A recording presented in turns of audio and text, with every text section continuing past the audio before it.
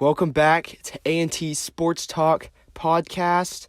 Hope you guys enjoyed the first episode. This is episode 2. Episode 1 went pretty good. Talked about our mock drafts, talked about some dark horses, and of course some new up-and-coming stars. Jake, how you doing today? I'm doing good. I looked over some film. I'm going to change my mock draft and mock draft 2.0. I'm hearing some rumors all around. It's looks to change, but pretty good for 1.0, pretty good for a first episode. So awesome. Today, episode 2, we got some big boards for our drafts coming up. NFL, we got some more college football coming at you. And we're also going to talk about this year's NBA draft. Tell me a little bit about that. It's just different. This year, there's certainly not talent like we've seen in the years past, like Luka Doncic and Trae Young, Zion Williamson, Ja Morant, players like that. This year kind of reminds me of like the 2013 NBA draft where no one really knew who was going to go number 1. It ended up being Anthony Bennett. We don't know if at 1 it's going to be LaMelo Ball, Anthony Edwards, Killian Hayes, Tyrese Maxey, James Wiseman, Obi Toppin, and Cole Anthony. Those are all good players, but no one knows who's going to go number 1. There's not really a consensus number 1 overall pick like there has been in the years before. But, I think it's going to be interesting to see how some of these players turn out. I don't think there's any, superstars. I certainly think some players could be all-stars at their ceiling. LaMelo Ball looks like a pretty good prospect, and so does Obi Toppin. Underrated players like Trae Jones could be really good. Yeah. But he's just different. This draft is just different, so. What I'm really interested in is to see how kind of the mid stock kind of goes. Like, you've got Cole Anthony, R.J. Hampton from down in Australia he played, and Tyrese Maxey from Kentucky. I really like him as well. I like Tyrese Maxey too. I think he's a very underrated player. I don't think he had his greatest year, but I think he'll be pretty good in the NBA. All right, so let's say Golden State gets the first pick. Who are they taking? I'm hearing rumors that they really like Anthony Edwards. That's what I've been reading lately. But that being said, I don't think they should go with Anthony Edwards. I think a guy like Obi Toppin or Isaac Okoro from Auburn is pretty good. They need like a wing scorer or like a big. So I'm either going to go with, they're either going to draft James Wiseman or Obi Toppin. But what do you think? Looking here, man, if I was the Warriors, I'd have to go with Anthony Edwards. I can't take a chance on James Wiseman.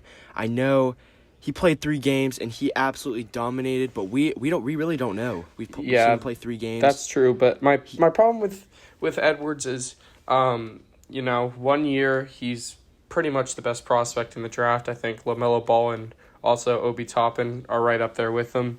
But Klay Thompson, Steph Curry, Anthony Edwards, that's really small ball right there. He's 6'5", but gosh, they're really playing positionless basketball if they draft Anthony Edwards there. And what really killed all these prospects, South Carolina State so far in this game. Max for Wiseman. No, he got it back. The NCAA tournament. I think he was, and even before that. Yeah, I think he was a top 5 pick already, but that really consolidated him at number 2 over RJ. I think the tournament would have helped a lot of players like Obi Toppin, because he went to Dayton, a really small school, who was putting on a great show. I think they probably had one of the best chances to win it all. So I was excited to see him play, but it ended up not happening. He's a great player, though. He averaged 20 points a game. He shot 39% from 3, and he won the National Player of the Year. His future's bright. I know he has a lot of work to do with offensive rebounds and rebounding in general, but, if he gets that, he's a great shooter. He's a great wing player. He's going to be a good starter for teams. So looking here at number 2, we got Cleveland. This is just a mock draft. I know they have the pick selections, but let's say Cleveland gets a second-round pick. I can see them taking James Wiseman here, 7'1" center. Did play 3 games, and he was absolutely dominated. He averaged about 22 points, 10 rebounds. I think if he would have played the whole year, he would have won the National Player. Yeah. Easy. It's just, again, like you said, he's kind of a risk. But I agree. Cleveland, if they have the shot at 2 and Edwards or Toppin is off the board, I think they need a big. I know Drummond, but I know he doesn't like it there, so I think Wiseman is probably the pick here. And a team like Detroit needs, just talking about like future picks, Detroit kind of needs like a scorer or playmaker. You know, Derrick Rose was their main scorer last year. Blake Griffin was hurt all year, and they traded Drummond. So I think a player like LaMelo Ball could go to Detroit. All right. How about LaMelo Ball, the high school phenom? Yeah. 6'7" guard. Yeah. That would be a good fit for the Warriors. You never know. I think, so as we know, Lonzo's like a defensive beast right now, and he's a great passer, and I think he could score when he wants to. I don't think he's struggled his first few years, but I think he's starting to develop that shot. LiAngelo is just a scorer. I don't think he could do much else, but I think LaMelo is the perfect blend of both of them. His field goal percentage in Australia wasn't too good from 3, but, I mean, let me tell you, he looks like Lonzo. He has a lot of defensive potential, too, and he could still shoot. Like, he's a confident shooter. So, I mean, this kid could be a beast, and we'll see. But he really has to work on everything a bit harder. I know every time I kind of watch him, he kind of, like, lacked that intensity, and he kind of just knew he was always the best player on the court at all times. So I think he's got to want to play. He's got to want it more. He's a playmaker, and he has one of the greatest passing visions, kind of like his brother Lonzo. One thing no one is talking about is his health. He got injured last year, and he got injured 2 more times in high school. So, yeah, I mean, that could be an issue. It was an issue with his brother as well, Lonzo. Yeah, I agree. Injuries are certainly an issue. Honestly, I kind of hope he goes to, I really hope he doesn't get, messed up in the draft, and I hope he has a great career. I could see him going to a team like I said, Detroit. I'm hearing rumors, the Timberwolves, but I really don't see that. And I think New York, if they got the first pick, I think New York would pick LaMelo Ball. Man. Imagine D'Angelo Russell and Cat, and then LaMelo Ball on a team. Jeez, yeah. That would be crazy. Yeah. So let's talk about Obi Toppin from Dayton. Oh, yeah. I mean, out of nowhere, redshirt sophomore. Yeah. I mean, there's not a lot to not like about this kid. I'm looking at his draft profile here, and he's the second-ranked power forward behind the Onyeka Okwu. I don't know how to say his last name, but he was the same guy who played with Melo and Lonzo in high school. He plays at USC, but I like Obi Toppin a bit better than him. He's a great shooter from anywhere. His field goal percentage was 63% from the field and 39% from 3. That's pretty good. His free throw certainly needs some work. He shot 70% from the free throw line. That could use some work. He averaged 1 block, a steal, 2 turnovers, but 20 points a game. I think he has all the potential. He needs to work. He's kind of older for the draft. When the draft comes around, he'll be about 22 and a half. So that's kind of older for the draft, but I still think it's a good age. He's 6'9", and he played at a small school like Dayton, and he led Dayton to a pretty good season, one of the best they've had in years. Winner. He is a winner. And I think he has great work ethic. He's very efficient. I don't think he really had that many bad games. So, One thing I like about him is his work ethic and what he does on defense. I mean, he's obviously a go-to scorer. He can score at any way, any level. But I mean, his defense, it's pretty good, perimeter and inside. I've seen good from him. And his lowest scoring game, I'm looking at it here, is Grambling State. He only had 8 points, but he only shot the ball 5 times. And he struggled at the line. He shot 2 for 5. That's a problem, but I think that's an easy fix for him. But I'm looking at some of these other games, like 31.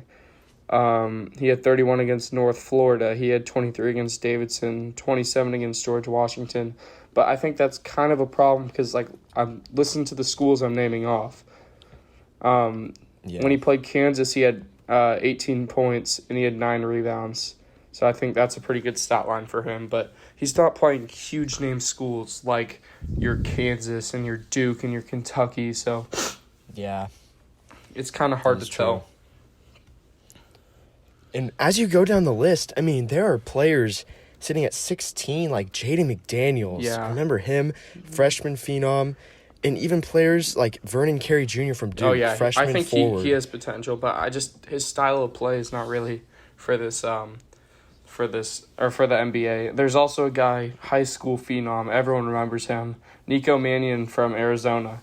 You remember him, his highlight tapes, Yeah. the redhead. Yeah, I think he's a great talent. I think he has a lot of potential. I also like Cassius Winston from Michigan State. I mean, he was there all 4 years. And also, Arkansas's guard, I mean, Isaiah Joe, one of the best players in the SEC this year. He had an injury, but, I mean, when I watched him play, I watched Arkansas play a few times. I was kind of interested in them. Isaiah Joe, man, he's a great player. All right, I think that's enough said for the mock draft. Yeah, NBA draft I agree. right now. Let's move on to a little NFL draft, eh? Yeah, the big boards.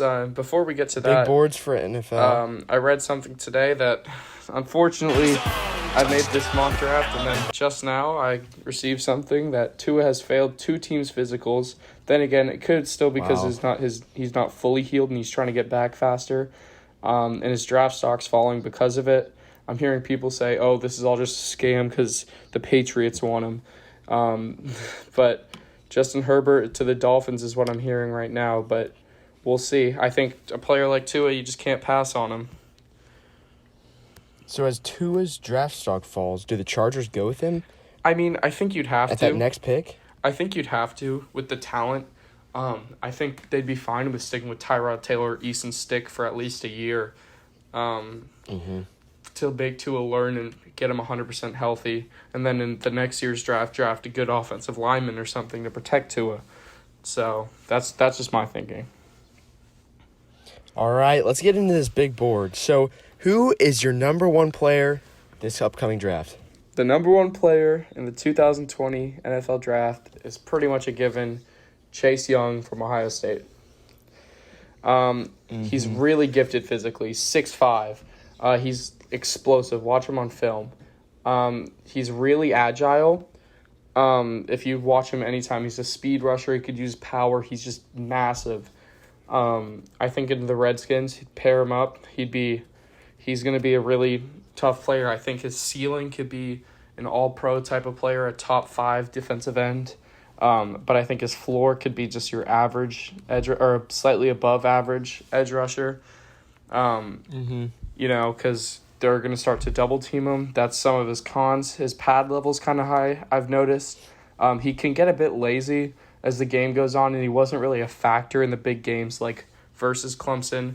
It was kind of concerning, but he is getting double teamed, so he's going to have to learn to fight those double teams.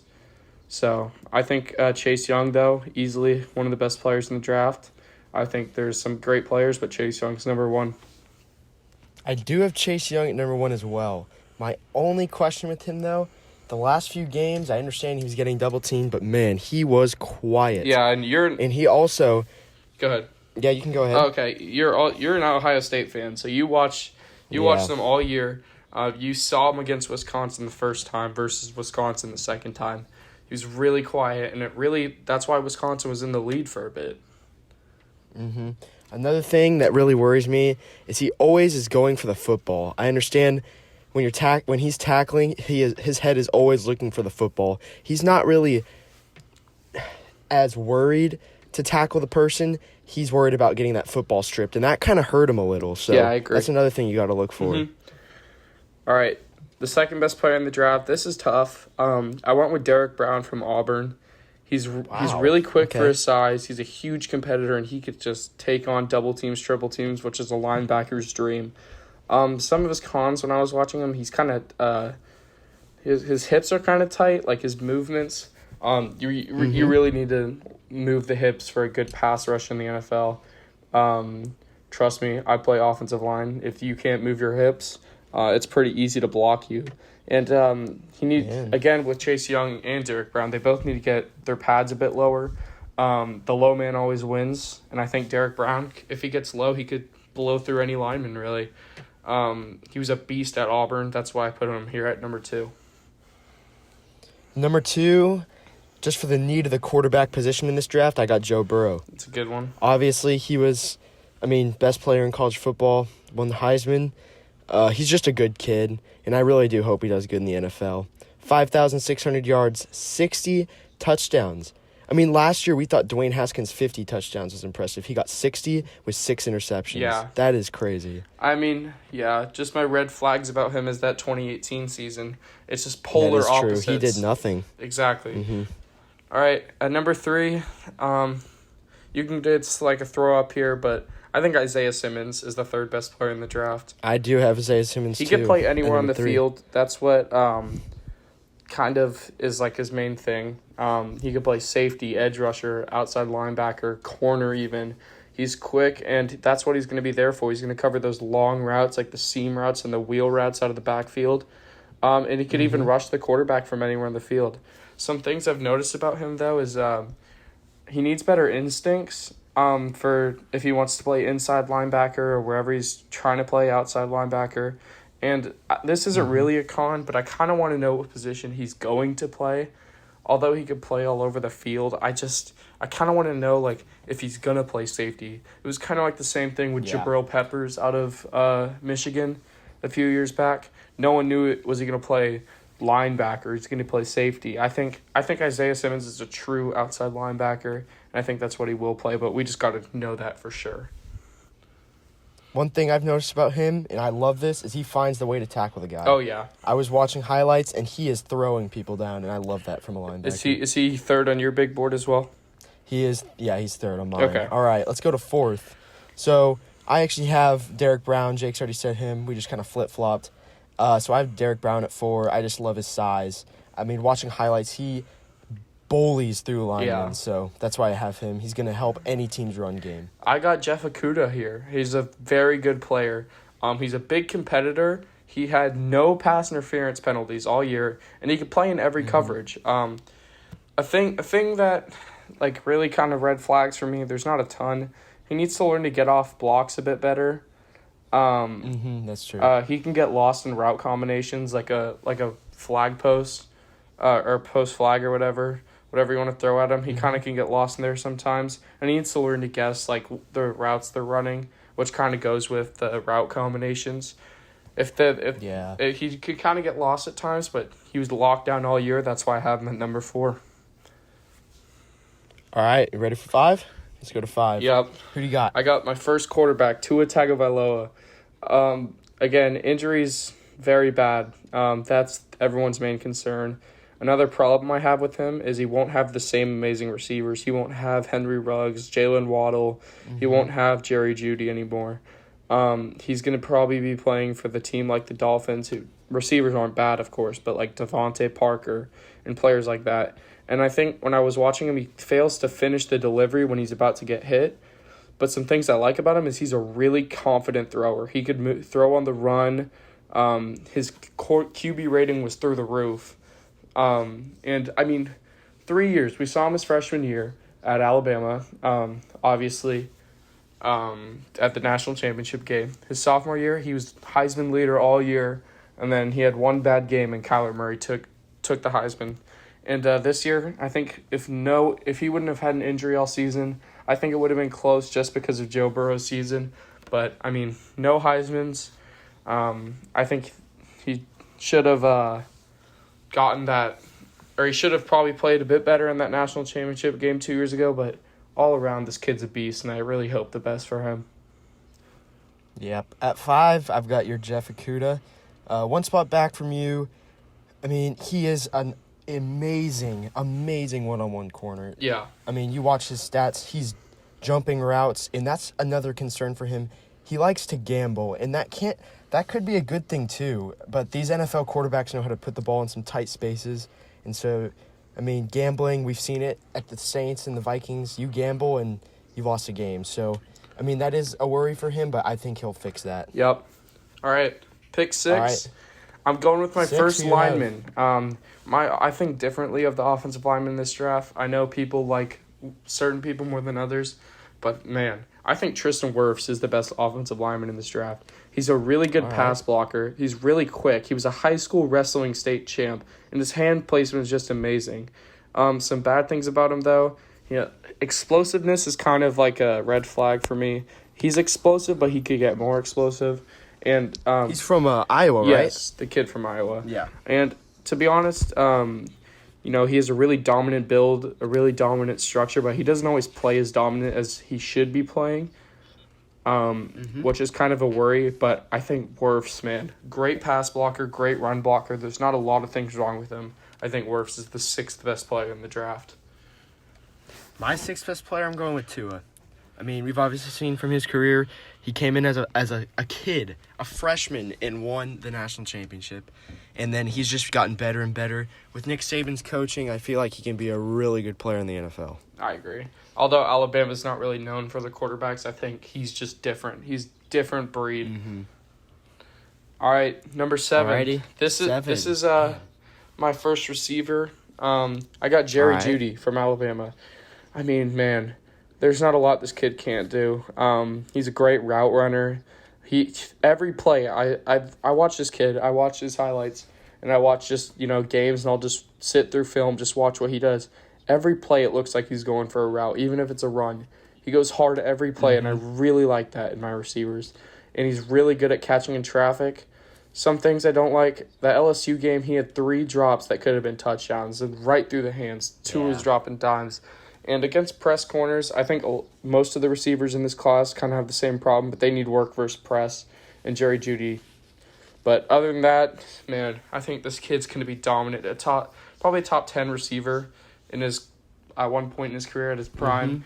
I think that's his potential, and I think the worst he could be is like a Calvin Ridley type player who's still an amazing player, but obviously not top 10. I think Jerry Jeudy is an amazing player. Looking here at 7, I mean, there are offensive tackles all over the board this year. You got Wills, Wirfs, you got Thomas from Georgia. But here, one of my favorite offensive tackles who's really got technique, and I know he's been coached well because he went to the Alabama University, Jedrick Wills. I have him at 7. I really like him, I just too. feel like I feel like he knows how to really the just technique of being an offensive tackle, and he also has that physical stature. So that's why I have him at 7. I feel like he can really make an impact on an offensive line. And he has the experience factor. Yeah. Number 8, I'm going to put him on here now. I really wanted to put him a bit higher, but this draft class is pretty talented all around. Joe Burrow at the 8th best player in the draft. I mean, let me tell you. He fell. I know, but hear me out. Okay, so his football IQ is amazing. He could throw through very tight windows. He has great timing. He had a 76% completion rate. But my problems with him is the arm strength. He can't really hit those over-the-top big post routes that some of these NFL receivers will have, like A.J. Green if he goes to the Bengals. Like I said, the 2018 season, not the best season.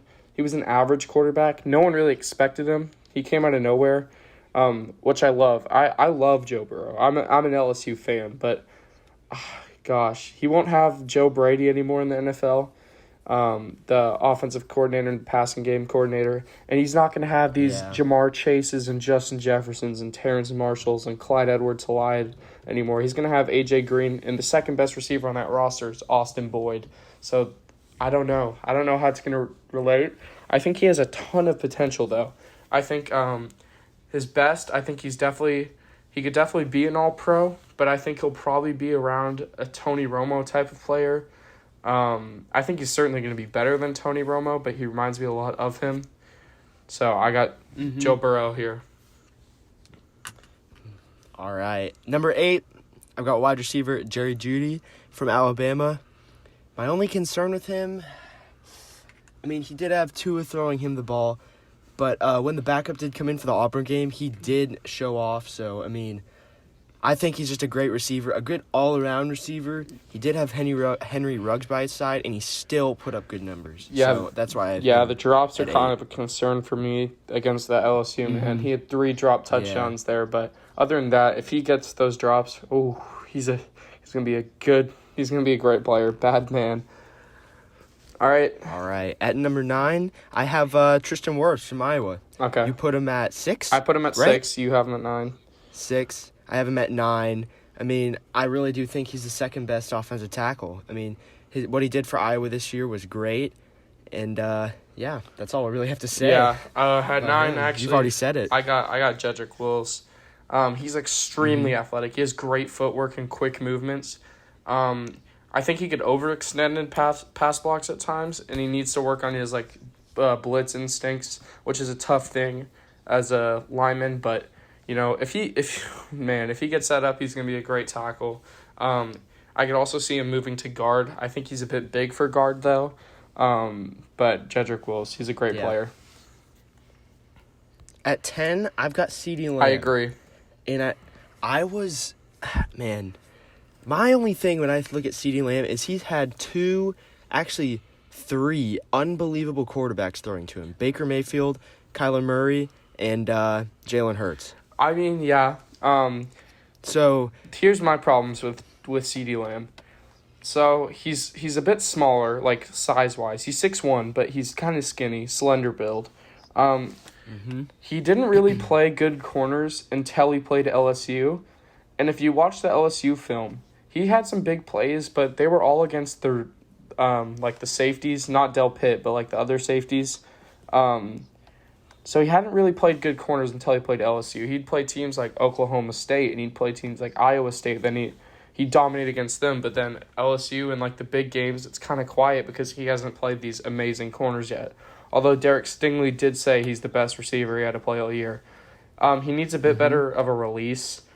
Press is kind of a problem with all these.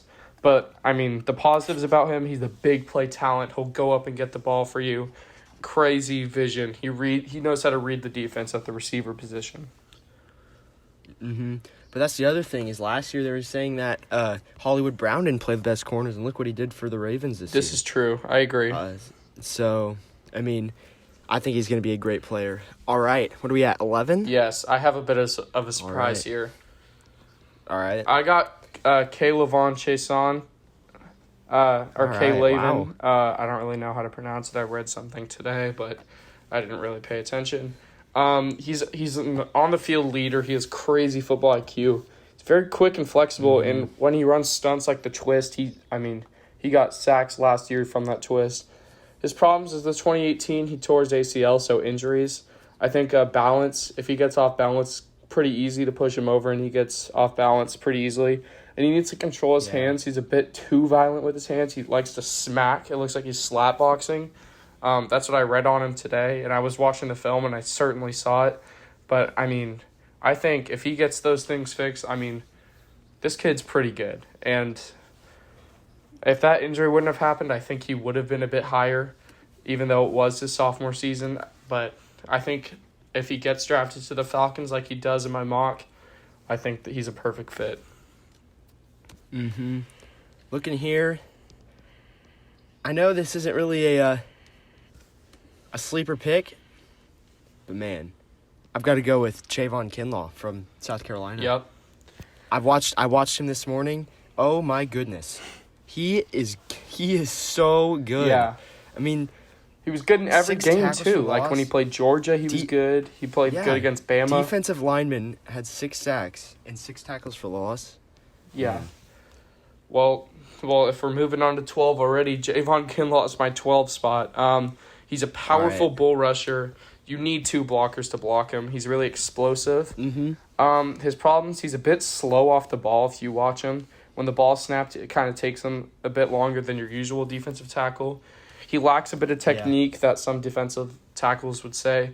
In down blocks, you could really kind of push him around, so he kind of has to work on watching for the down blocks.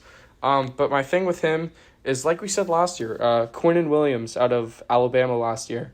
Everyone was really like, oh, Quinnen Williams should be a top 3, which he should have been. I agree.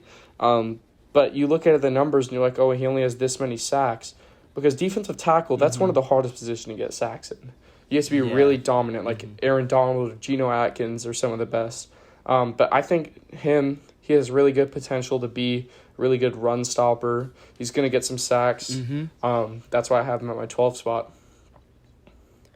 Man, at number 12, I'm actually going to go with an offensive tackle that I've fallen in love in Becton. Yeah. I'm just watching his tape. He is massive, and he literally throws people to the ground, and he's a pancake beast. Yeah. So that's why I have Becton from Louisville there. At 13, this is a tough one. I put him lower at first, then I kind of fell in love with him. I was watching tape, and he's slowly making his way up my big board. Justin Herbert, man. He's 6'6". Wow. He has a rocket of an arm, and he has great zone read. But I've been reading some stuff on him. He struggles under pressure. We said that yesterday or in the episode. He was disappointing against Wisconsin throwing the ball. He only had 138 yards. He had 3 rushing touchdowns though, but he needs to, in the big games, he needs to step up. And what I'm reading is he's a good leader, but he's not really commanding. So some people kind of take him as a joke, but he's a great guy. So I guess once he gets that really commanding leader mode, Yeah. I think he could be a great quarterback in the NFL. I think he has very good potential. Man, looking at my number 13 spot here, I'm gonna put Henry Ruggs at 13. Okay, I like and that's that. only because of the impact that these fast receivers have made on these teams. Tyreek Hill, Hollywood, you've got these super fast receivers, and I know that there's a little worry because John Ross didn't pan out. But I just love Henry Ruggs. I mean, every 4 catches this year went for a touchdown. Yeah. Every 4 catches. That's insane. Yeah, that's pretty And crazy. that's why I'm putting him. And I also do think, now I don't see him as a number 1 receiver. I see him as more of a slot just because of the speed. And I understand he did have Jerry Jeudy with him at Alabama. And I think if you put him next to someone like A.J. Green or next to a tall wide receiver, he's going to shine. Yeah. At 14, I was really low on this guy, but I was watching some film, and I had to put him higher on my big board. Andrew Thomas, offensive tackle from Georgia. He could play. Me He too. can play right and left tackle. He's super competitive, and he knows how to maintain his base. Watching him, he kind of plays heavy-legged. You know, he's not really. It kind of looks like he's not slow, I'd say, but his legs look really heavy. And on his pass protection and his pass sets, he kind of leans a bit too much. When you're blocking, you lean. That's a really easy for defensive ends to get by. But, I mean, he's a beast, man. DeAndre Swift probably would not be on my big board at all if it wasn't for Andrew Thomas. Yeah, I have Thomas here too. I have 4 offensive tackles in my top 14. This draft is stacked, and I think with any one of these offensive tackles, you're going to get a star. I think So, even later in I the have draft, him. tackles I think are amazing too. Josh Jones from Josh Houston. Jones from Houston's He's really pretty good, good. and Jackson from USC is really good as well. All right, 15. I'm putting your Chase on down. I think. Wow, I was watching this morning. He's almost. It's hard to explain. It's different. He's fast. Yeah. Yeah, it's crazy. He's almost like another Isaiah Simmons. Just watching him. Yeah.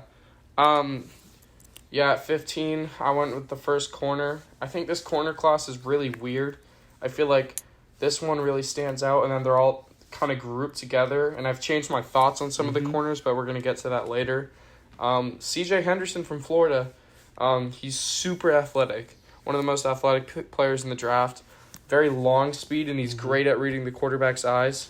My problems with him is his 2018 tape was slightly better. He needs work on open field tackling and shutting blocks from the receivers downfield.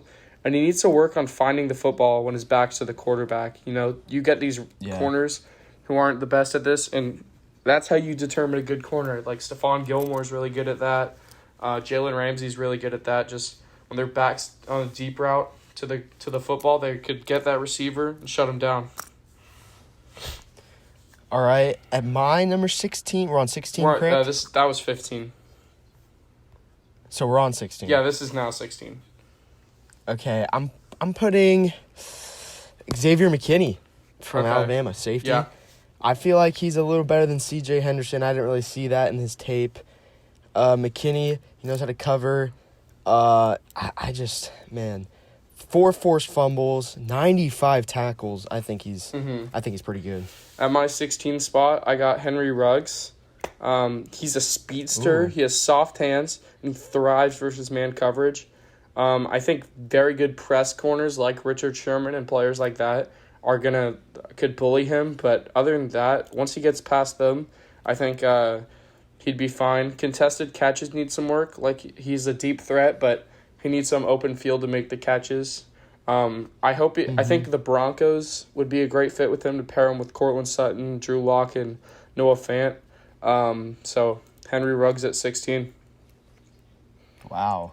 That'd be a team. That would be a great Denver. team. Denver's a team to watch out if they get him. They just need a few more playmakers. All right. At 17, I've got C.J. Henderson from Florida. Okay. I put him under McKinney just because I didn't see what I saw in McKinney. Yeah, McKinney's the safety. That's why he's at my 16. Henderson's the corner. Yeah. But I think right here, and I'm probably going to get some hate for this. I got my first running back at 17. Wow.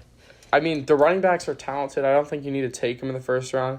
But my thoughts on the running back class this year is different than anyone. I think Jonathan Taylor is the best running back in the class. I mean, he's a perfect height and weight for a running back. He fights through contact, and he's a speedster. He had 200-plus yards at least 12 times in his career. The problem is scouts are kind of worried about him because he had over 300 carries at Wisconsin. They could be scared of the wear and tear that happened on his body, although he had 0 injuries. He had a bit more fumbles than people would like, 15 fumbles in 3 years. His jump cuts need some work, but other than that, I think he is by far the best running back in the draft. Wow. Yeah. That's a surprise. All right. We're going to have to see where my running backs land. Yep. All right. What are we at? 18? 18. I got a bit of surprise. Like I said, you can go first. I was really high on this kid yesterday. Kenneth Murray from Oklahoma. I got to say it. He could really do anything on the field. He's a huge playmaker, and he moves like a safety in the open field. He doesn't have the greatest instincts if he wants to play inside linebacker. He needs more patience for the football, and he open field tackling is a problem for him. But other than that, this kid could be really good. I like Kenneth Murray. From Oklahoma. Yes. All right. My number 18 is a surprise. Okay. I was watching him this morning. He is a rugged edge rusher, and he honestly, I was watching him, reminds me of J.J. Watt. Okay. A.J. Espinoza. Okay. From Iowa. Yeah. I was watching him. His technique is so good. He uses his hands well, and I think he's one of the best edge rushers in this draft.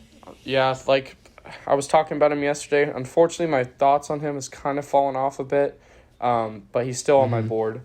But at number 19... he was ranked 4th on my last year. Yeah, I know. My board is kind of messed up. I watched him film on some of these guys, and like a player like Yetur Gross-Matos, or I don't even know how to say his name. I think he's a bit better. He's at my 19 spot. He's really athletic. His loose hips. He moves like a linebacker, and he does this move where he bull rushes, and then he does like an inside spin move. Like I said earlier in the draft about someone, I forget who it is, not being that violent, and they need to get more violent.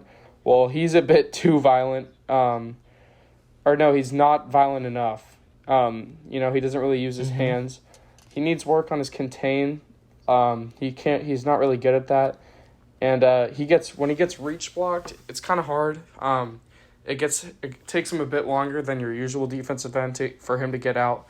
But watching him at Penn State, I mean, he gives effort every play. But this edge rusher class is kind of stacked, but he's a great player. All right. I finally have my third quarterback coming off the board in Justin Herbert. I know he's a little late, but I just didn't see what I saw in 2018. 2018, I feel like he was a bit better of a quarterback, at least from what I saw. Yeah. I mean, he choked in the big moments. First game of the season, game on the line, interception. I mean, that can't happen, and that's why I have him all the way down. I understand, and I bet he can, jumpstart a team. I don't think you really need to sit him, but I have him way down here at the bottom. Yeah. All right, pick 20. This one's a bit different. 20 and 21, I couldn't really decide. I was flip-flopping them probably for a good 25 minutes. I watched film on all of them a bit more. I put T. Higgins. T. Higgins has played all 3 receiver spots at Clemson. He's really good at drawing PIs, and he has soft hands.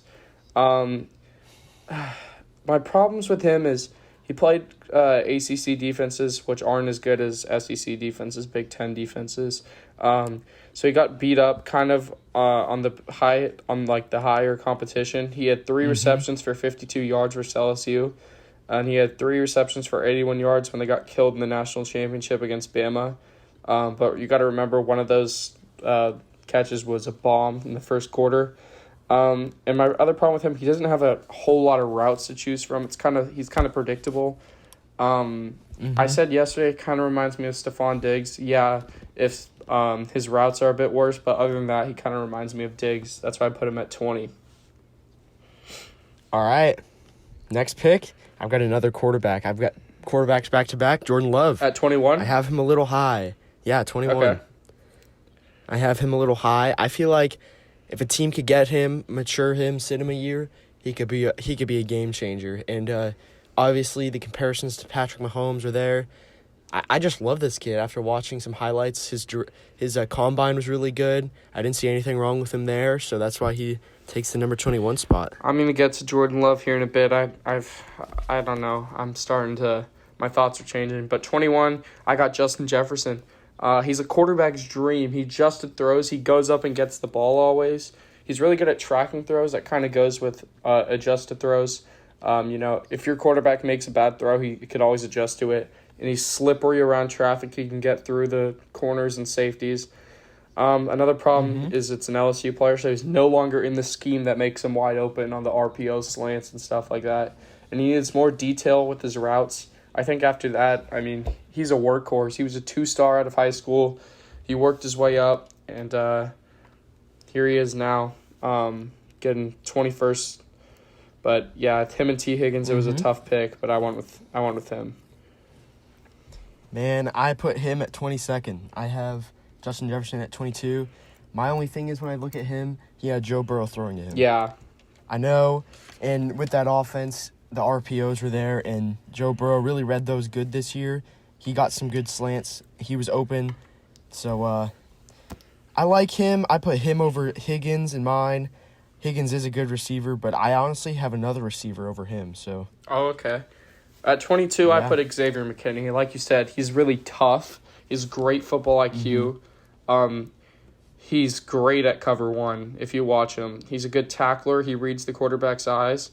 He had 3 interceptions this year, which isn't a problem, but he dropped 3. He gets beat by big targets.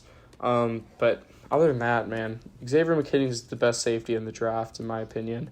Del Pitt's kind of fallen for me only because, he's had some problems, but I think both of them are really good, but I got McKinney at 22. All right. 22? All right. 23. Man. You know what? I've got to put Del Pitt here. I really like him. 2 interceptions, 2 sacks, 65 tackles. I love this guy. Obviously, won the national championship. I watched him. He can tackle well. There is some times where he kind of gambles, just like I told about with Okudah, and he misses some tackles, but I feel like that's just discipline work, and he can work on that. Yeah. 23, I know you're a bit higher on this guy than I am, but I put Mekhi Becton. I know he's a giant. He's a pancake monster. He's great technique, and he's really good at his pass sets. But I think his size could hurt him. He's really big. It could knock him off balance. I think he could kind of get pushed around by some of the bigger guys. He needs better reaction to the stunts. He needs to stop the stunts because stunts are a big part of the NFL in blitz packages. So I think Mekhi Becton at 23 is perfect. He has a lot to work on. He has a high ceiling, but he has some work to do. At number 24, I've got edge rusher from Penn State, Gross Matos. Yeah. I love this guy. He knows how to get to the quarterback. He's a little skinny, I've noticed, but I feel like he can hit the weight room. 14 tackles for loss, 9 sacks is pretty good, and that's why I have him. He was a beast for Penn State. on that line. Okay. At 24 here, I put Del Pitt. I mean, this season he played through an ankle sprain. He was given number 7, which is usually the best player at LSU. He could help a run defense. He's a really run support safety. Although there's some bad things about that, but I'm about to talk about that. He's really good in anticipation. My problems with him, he lacks fluidity and coverage, and about the run, he doesn't take the best angles to get the tackle.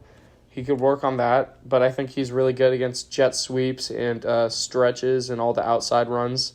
So that's how I think about Del Pitt. I think he was a top 10 pick at one point.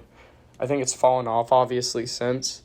24th best player, second best safety in mine. I think he still has a ton of potential, but Del Pitt, 24th best player. Wow, my next player is a little shocking. Wide receiver from Colorado, Chenault Jr. Okay. Now, I was watching him this morning. I know he was a little high up before the draft combine, but I love this kid. He honestly reminds me a little bit of DeAndre Hopkins. I know he has his hair. He looks like him too, but his play style kind of matches him, and that's why I have him. I have him above T. Higgins. Okay. Yeah. He's not on my board at all. Like, not even on my first 5 out of the board. I know. I think his combine. I was gonna say his combine kind of ruined it for him. But my 25th is Patrick Queen from LSU. I know yesterday you were talking about him a lot. He can cover tight ends, running backs, really anything. He has great mentality as an inside linebacker. He thinks like one, plays like one. He has great lateral quickness. My problems with him, though, he's a 1-year starter. When pulling guards come, he usually lets them come to him. He needs to learn to attack the guards, and he could struggle against big O linemen, like on the blitz packages. I think the 1-year starter kind of moves him down. I think if he's 2-year, 3-year starter or 2-3-year player, I think he could have the potential to be a top 20 player. But right now, I have him at 25. I have him at 26. I love his speed. He is so fast. Yeah. That's why I have him at 26. 26, I have DeAndre Swift. I know a lot of people think he is the best player. He's the best running back in this draft. And a lot of people have him, in the top even 10 in their boards. My problem with him is ball security. He needs to getaway speed. As soon as you break through, he needs to get out. I think he could be chased down by a lot. He looks for explosive runs, which can cause him to get tackled early. He was playing with a great O-line at Georgia. Isaiah Wilson, great prospect as well, probably a top 3-round player. Andrew Thomas, but he's not going to have those guys anymore. But let me tell you, he's a compact build, and he could play all 3 downs of the ball. I know he trusts his O-line, and I don't know if that's going to stay the same or change now that he's in the pros and doesn't have these big offensive linemen. He doesn't have Andrew Thomas anymore. He has great vision. That's one thing I really like him is vision. But DeAndre Swift here at 26. Wow, another running back. All right. I've got T. Higgins. Okay. My next pick. I mean, obviously, you've said it. He's he's a deep threat. He could catch. Whenever I watch him, I see him. His highlights are everything and anything. So that's why I have him. Yeah, he can play all 3 positions at receiver. So that's another thing I like about him. At 27, you were talking about this kid yesterday. Immediately after, I was like, I'm going to go look this guy up. I want to see if he's any good. Zach Bond from Wisconsin. He played quarterback in high school. He's a dual threat. He had a great game against Ohio State. He's really explosive, and he is athletic enough to match up with running backs and tight ends in space. My problem with him is he's a bit small for an edge. He's 6'2", 238 pounds, and he needs to keep his feet consistent. Whenever I was watching him, I know I read something on him too, so I went and watched to make sure. He changes his feet positioning if he's either if he's like speed rushing, power rushing, going inside, going outside. He kind of changes his feet positioning. So I want to keep that consistent. And other than that, man, if he kept that consistent and the alignment can't figure him out, I think he's a higher player on my board, to be honest. Yeah, I have Bond at 28. I loved him. I watched him play against my Buckeyes, and he torched us. Yeah. You said it. He's a little small, but, I think he'll fix that, and that really doesn't matter if he's got the power. So Yeah. Okay. 28, I finally put AJ Espinosa. I really liked him. But I'm watching some of these other edge rushers, and this is a stacked class. Espinosa at 28, he's big, he's 6'5". His rush attack has a variety. He can really do anything. He can blitz inside. My problems with him, he's a bit sluggish when he changes directions. He needs better technique when he gets double-teamed because he got double-teamed quite a bit at Iowa because he was one of the best players. And his speed rush needs a bit of work. He's a pretty good power rusher. His speed rush could use some work. He's pretty easy to beat on the outside. But AJ Espinosa could be a great NFL player. I think he has a ton of potential. This draft class is just stacked at the defensive end position. Number 29, I've got Trayvon Diggs, cornerback from Alabama. Okay. I have him. 37 tackles, 3 interceptions, 2 touchdowns, which, he's fast. I've seen it. Mm-hmm. He could be a little lower, and you could even say you could put Jeff Gladney over him. But, I think either Jeff or Trayvon's going to be good, and I have him at 29. Okay, at 29, I got Jordan Love. I'm finally putting him down. I forgot about him. I wanted to put him a bit lower, but I felt like he had to be in the top 30. He's a natural thrower. He keeps the ball secure when he's scanning the field, and he has great vision. I said on the last podcast that he's like a poor man's Patrick Mahomes, kind of. He has a long windup. He's really inconsistent in 2019, and he had bad decision-making. I was watching this thing, and it gave him a pro comparison to Blake Bortles. I think I agree with that in the sense of like what he can do. I think he's certainly a lot better than Blake Bortles. But I'm not really a huge fan of him. I think he has a ton of potential. I would rather have Herbert. I'd rather have, Joe Burrow. I'd rather have Tua. But I think Jordan Love could be a great player under the right system with the right weapons and better coaching than at Utah State. All right. At number 30, I've got Cesar Ruiz from Michigan, my first interior lineman. He's a little high up, but I've watched him, and I feel like he's good, and it's another position that teams need, and there's not much of them in this draft, or at least high up ones, and that's why he's my number 30 for Michigan. Okay, my number 30 could cause a bit of we might start arguing. Oh boy. There's a lot of good receivers in this draft. I think this one is a really underrated receiver. Some of the receivers in the draft, like Denzel Mims, is pretty good. Braden Ayuk. But let me tell you, I was watching this kid. He was a runner-up in the Biletnikoff this year.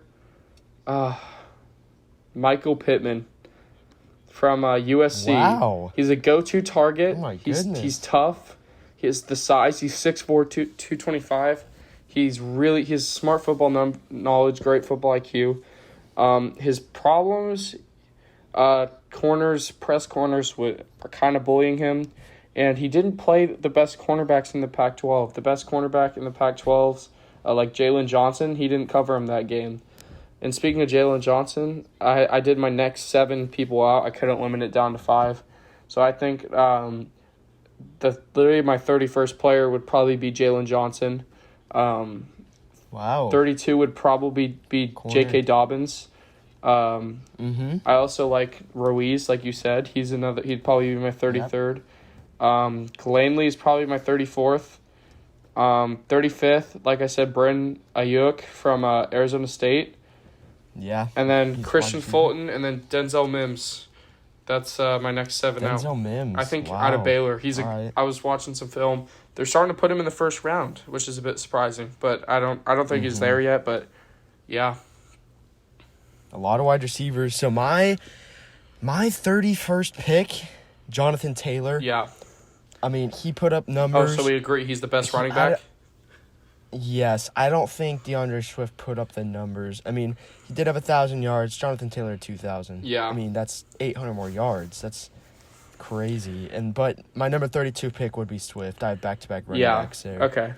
So, big boards. And then I would have go ahead. Jalen Johnson at 33 and then J.K. at 34. Jalen Johnson is kind of rising on my board. I'm starting to Christian Fulton. I'm starting to lose a bit in him. I was watching him, and he can get lost in coverages, and that's my problems with him. But speaking of college football and the big boards, I just want to talk about college football for a few minutes. Yeah. This year's going to be a lot different, I think. Especially if this corona is still going on. I heard a rumor that it's going to start in the spring, which I truly doubt. Man, but I don't think that will happen. But to be honest, who are your teams that take a step back this year? A step back? Yes. Oh, man. I'm looking. Auburn could be a team. They did lose a lot of people to the draft. Mm-hmm. A lot of defensive players, which they were known for. Yeah. I love their quarterback, though. Yeah, Bo Nix is pretty good. I think once he limits down Bo on Nix interceptions, he'll be really good. Man. My teams that could take a step back, I think LSU's certainly going to take a step back. They lost a lot of players. Sure. I think that's just a given, though. Miles Brennan's going to be the new quarterback. Receivers are still good. They still have Terrence Marshall, and they still have Jamar Chase. Running back, they have a few 5-stars. I think they'll be fine. Defensively, though, Stingley's still going to be there. That'll be fine. Their linebackers are kind of like a mess. But it's not the same team. I think they're going to still go. They're a 9-3, 10-2, 8-4 range team. I mean, I don't know. I think Bama has potential to step up from last year. What about Georgia? Georgia, I don't know. I think they're going to be pretty good. Georgia has the roster that they haven't had in a while. Jake Fromm's gone. But they got Newman who's going to be a great player. One of my favorite players in college football right now, George Pickens.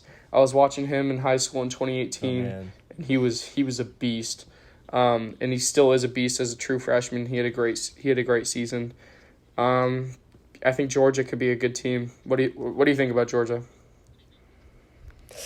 Man, they lost Swift. I mean, obviously they have their running backs. They lost a lot of offensive linemen. Yeah, I think true. they lost 3 or 4. Yeah. So that's a little issue for a new quarterback.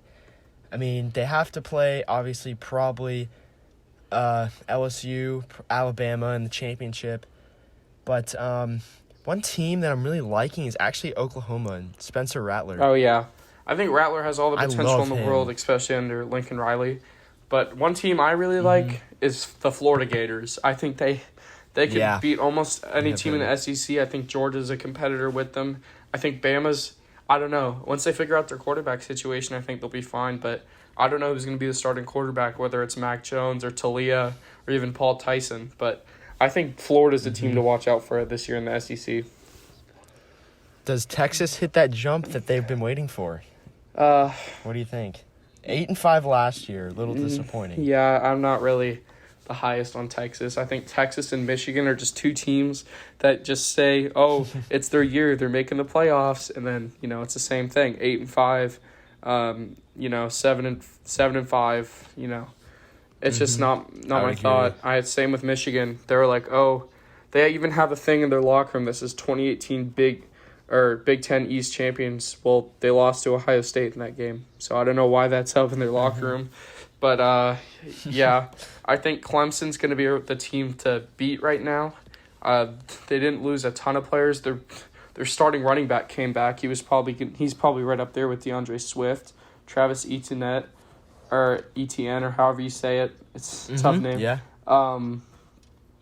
I think also Ohio State's going to be a great team. Look out for them. Great receivers, great coaching, great pretty much anything. We also got a transfer running back from Oklahoma. Yep. Yeah. After Master Teague's injury, he would have actually been out for the half the season. Wow. And I think now he'll be okay because the corona thing will probably push back. But, I mean, we got a 4-star running back from Oklahoma. I want to hear your opinions on Oregon as well. Oregon, well, no Herbert. Definitely a leader in the locker room. They do have, what's his name? Shoot. They're bad. I know their other quarterback's pretty good. Yeah. I think they fall, though. I think the Pac-12 or Pac-10, I think they've got some good teams this year. I really do. I think this is their year. So I think they'll lose a little more games, and they'll they'll be a little worse than 12-2. Okay, my thoughts on Oregon. Yeah, they're gonna be a bit worse. Of course, they had a great season, but I think the best team in the Pac-12 could be USC. They don't get the recruits. The recruiting has been down since Clay Helton joined, but man, I think USC could be really good. Speaking of Bama, we were talking about Bama. I think also Bryce Young could be the starting quarterback, true freshman, which hasn't happened until Jalen Hurts.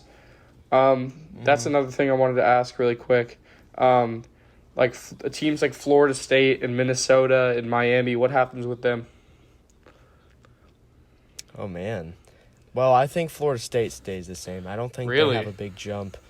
I mean, they got the coaching now. No. They're still struggling at the quarterback position.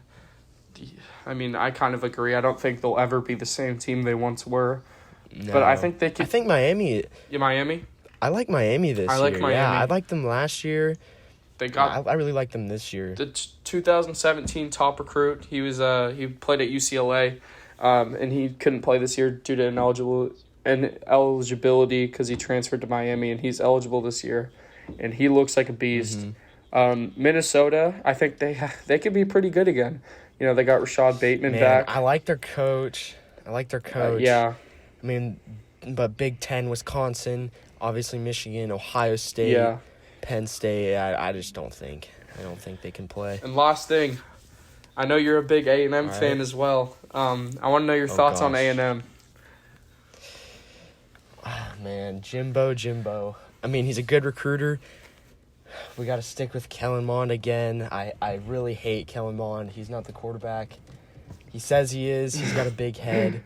His shoulder pads are too big. We gotta move on from him. And honestly, man, we got the recruiting. I think it's Jimbo's coaching. I don't know. I I really kind of like Jimbo Fisher. I like Jimbo. I liked him at Florida State as well. Kellen Something's wrong. Mond's I think is the main problem. Ugh. Behind him though, you got Zach Calzada, who's going to be good, and you got Haynes King out of high school, who has potential. Receivers, I mean, y'all got Damon now, and Damon DeMoss, one of the top. We got some good receivers. The receivers look good. I mean, this team every And year. our running back from CJ from Klein Collins is pretty good as well. He went to Klein Collins High School. Isaiah Spiller, he was a true freshman. He started. Yeah. My problems with them, though, I mean, they also have, what's his name, the tight end, Baylor Cup. He was a great player, true freshman. They're just, I can't tell you. I don't know what's wrong with them every year. My projection for the SEC winners, probably Florida. I think they could be a great team. I think right up there with them, Bama and Tennessee. Big Ten, Ohio State, Pac-12. I think, actually, I got a little of a surprise here. I think it's either going to be USC or Arizona State. They got Jaden McDaniels, was 18 years old. Yeah, Arizona State. Yep, Jaden McDaniels was good. 18, putting up numbers. North Carolina also has a shot there, too. Sam Howell. In North Carolina, yep. ACC is obviously Clemson. I don't think there's much competition there. No. And the Big 12, I don't know this year. I think, honestly, Oklahoma, but I think teams to watch out for is Iowa State. Brock Purdy had a career year, was one of the Heisman finalists. He finished like 7th or 8th, but I remember, I don't know if you remember this, but we were watching them against Oklahoma, and they almost came back. They almost won that game, all because of Brock Purdy. So I think Iowa State could even be a good team this year, but we'll see. We'll talk more about college football next week, though. This is just kind of like a touch into it. Yeah. All right. Episode 2 is complete. Hope you guys enjoyed. Talked a little about NBA draft. Our big boards took up most of the time, and then finished off with some college football. Anything to say, Jake? All I'm going to say is, stay tuned. More NFL draft stuff coming. We're going to look into rosters. We're going to look into all that NBA stuff. And we're going to have some more conversation about college football next week. We're going to talk about, I think what we're going to talk about is, our top players in our generation. So we'll talk about stuff like that. So stay tuned. I'm excited. All right. A&T Sports Talk Podcast. Signing out. Sign out.